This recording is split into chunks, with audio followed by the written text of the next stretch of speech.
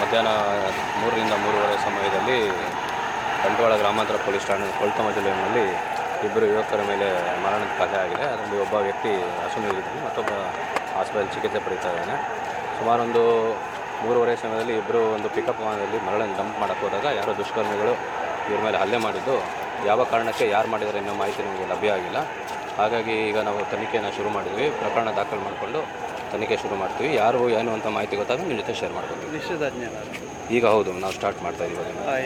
ಡಿಸ್ಟಿಕ್ಕಿಗೆ ಇಡೀ ಇರುತ್ತೆ. ಎಲ್ಲ ರಿಕ್ವೆಷನ್ ಕೊಟ್ಟಿದ್ದೀವಿ. ಈಗ ಸೇರ್ ಆರ್ಡರ್ ಮಾಡಬೇಕೀಗ. ಯಾರು ಮಾಡಿದ್ದೇನು ಇಲ್ಲ, ಇನ್ನೂ ಸದ್ಯಕ್ಕೆ ಗೊತ್ತಾಗಿಲ್ಲ.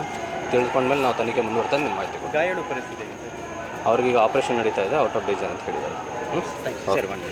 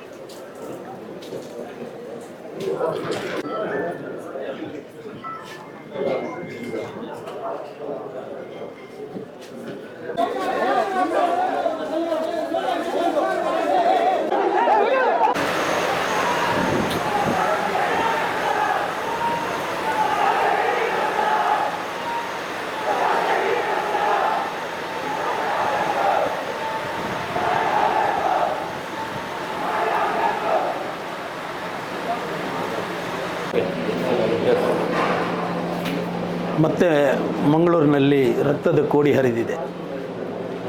ಸರ್ಕಾರ ಈಗಲಾದರೂ ಎಚ್ಚೆತ್ತುಕೊಳ್ಳಬೇಕು. ಇದು ಕೊನೆಯ ಅವಕಾಶ ಈ ಸರ್ಕಾರಕ್ಕೆ.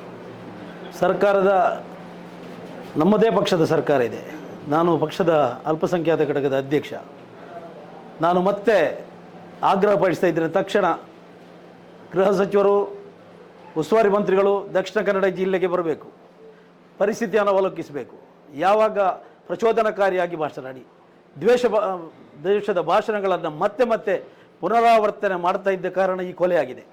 ನಿನ್ನೆ ಬಜ್ಪೆಯಲ್ಲಿ ಮಾತಾಡಿದಂತಹ ಒಬ್ಬ ಕೋಮುಕೃಮಿಯೊಬ್ಬ ನೇರವಾಗಿ ಈ ಕೊಲೆಗೆ ಸ್ಕೆಚ್ ಹಾಕಿದ್ದಾನೆ.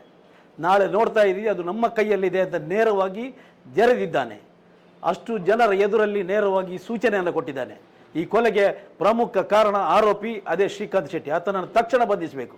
ಭರತ್ ಕುಂಬ್ಡೇಲೊಬ್ಬ ಇನ್ನೊಬ್ಬ, ಈತನು ಈ ಕೊಲೆಗೆ ಸ್ಕೆಚ್ ಹಾಕಿದವ. ಇದು ಪ್ರತೀಕಾರ ಅಂತ ಹೇಳಿ ಮತ್ತೆ ಮತ್ತೆ ಈ ಸಂದರ್ಭದಲ್ಲೆಲ್ಲ ನಾವು ಸರ್ಕಾರವನ್ನು, ಪೊಲೀಸ್ ಇಲಾಖೆಯನ್ನು ಆಗ್ರಹಪಡಿಸಿದೆವು, ಅವರನ್ನು ಬಂಧಿಸಿ ಆರೋಪಿಗಳನ್ನು ಅಂತ. ಸರ್ಕಾರ ಈಗ ಎಚ್ಚೆತ್ತುಕೊಳ್ಳದಿದ್ದರೆ ಮತ್ತೆ ಇದನ್ನು ಕಾಪಾಡೋರು ಯಾರೂ ಇಲ್ಲ ಈ ಜಿಲ್ಲೆಯಲ್ಲಿ. ಅದಂತೂ ನಾನು ಹೇಳ್ತಾ ಇದ್ದೇನೆ. ಅಮಾಯಕರು ರಿಕ್ಷಾ ಚಾಲಕರು, ಪಿಕಪ್ ಚಾಲಕರು ಮನೆಯಿಂದ ಹೊರಗೆ ಬರದ ಸ್ಥಿತಿ ಇದೆ. ದಿನದ ಹೊಟ್ಟೆಪಾಡಿ ಊಟಕ್ಕಾಗಿ ಅನ್ನಕ್ಕಾಗಿ ಹೊರಗೆ ಬರುವಂತಹ ಈ ಜನರನ್ನ ಹೇಗೆ ರಕ್ಷಿಸಬೇಕು ನಮಗೆ ಅರ್ಥ ಆಗ್ತಾ ಇಲ್ಲ. ಅತ್ಯಂತ ನೋವಾಗ್ತಾ ಇದೆ.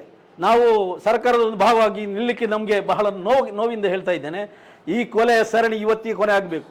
ದ್ವೇಷ ಭಾಷಣದಿಂದ ನಿರಂತರವಾಗಿ ಕಳೆದ 1 ತಿಂಗಳಿಂದ ಈ ಸುಹಾಸ್ ಶೆಟ್ಟಿಯ ಕೊಲೆಯಾದ ನಂತರ ನಡೆದಂತಹ ಸರಣಿ ಈ ಪ್ರಚೋದನಕಾರಿ ಮಾತುಗಳು, ದ್ವೇಷ ಭಾಷಣಗಳು ಇದಕ್ಕೆಲ್ಲ ಹೇತುವಾಗಿ ಮತ್ತೆ ನಡೆದು ಇದು ಮುಂದುವರಿಯಲೂಬಹುದು. ಇದರಿಂದಾಗಿ ನರಸಿಂಹ ಮಾಡಿ ಎಂಬಾತ, ಶ್ರೀಕಾಂತ್ ಶೆಟ್ಟಿ, ಭರತ್ ಕುಬ್ಡೇಲ್ ಇಂತಹ ಕೊಲೆ ಆರೋಪಿಗಳು ಇವರೆಲ್ಲ ನೇರವಾಗಿ ಈ ಕೊಲೆಯಲ್ಲಿ ಶಾಮೀಲಾಗಿದ್ದಾರೆ. ಈ ಅಮಾಯಕನನ್ನು ಕೊಂದಿದ್ದಾರೆ. ನೋಡಿ ಯಾವ ರೀತಿ ರಿಕ್ಷಾ ಚಾಲಕರು ಬಾಡಿಗೆ ಹೊರಬೇಕು, ಯಾವ ರೀತಿ ಪಿಕಪ್ ಚಾಲಕರು ಅವರ ಹೆಂಡತಿ ಮಕ್ಕಳನ್ನು ಸಾಕಬೇಕು, ನಮಗೊಂದು ಅರ್ಥ ಆಗ್ತಾ ಇಲ್ಲ. ಸರ್ಕಾರ ತಕ್ಷಣ ಗೃಹ ಇಲಾಖೆ ದಕ್ಷಿಣ ಕನ್ನಡ ಜಿಲ್ಲೆಗೆ ವಿಶೇಷ ನಿಗಾ ವಹಿಸಿ ಯಾರೆಲ್ಲ ಪ್ರಚೋದನಕಾರಿ ಮಾತಾಡ್ತಾರ, ಯಾರೆಲ್ಲ ದ್ವೇಷ ಭಾಷಣದ ಮೂಲಕ ಎತ್ತಿ ಕಟ್ತಾರ, ಸಮುದಾಯಗಳ ಬಗ್ಗೆ ದ್ವೇಷದ ಮುಖಾಂತರ ಕೊಲೆಗೆ ಯಾರೆಲ್ಲ ಹೇತು ಆಗ್ತಾರ ಅವರನ್ನೆಲ್ಲ ಹೆಡೆಮುರಿ ಕಟ್ಟಬೇಕಾದಂಥ ಅಗತ್ಯ ಇದೆ ಅಂತ ಈ ಸಂದರ್ಭದಲ್ಲಿ ಹೇಳ್ತಾ ಇದ್ದೇನೆ. ಈ ಕೊಲೆ ಸರಣಿ ಇವತ್ತಿಗೆ ಕೊನೆ ಆಗಬೇಕು.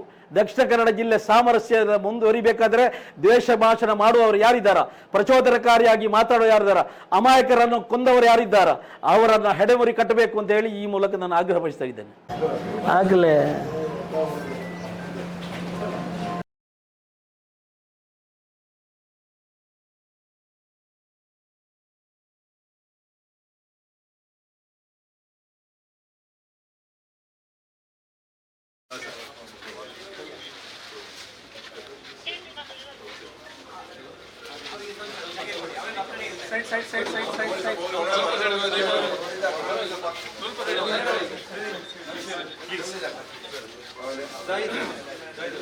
Just go outside,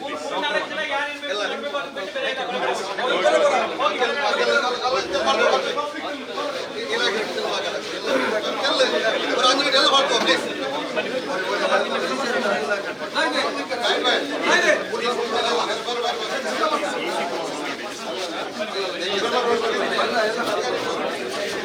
Please.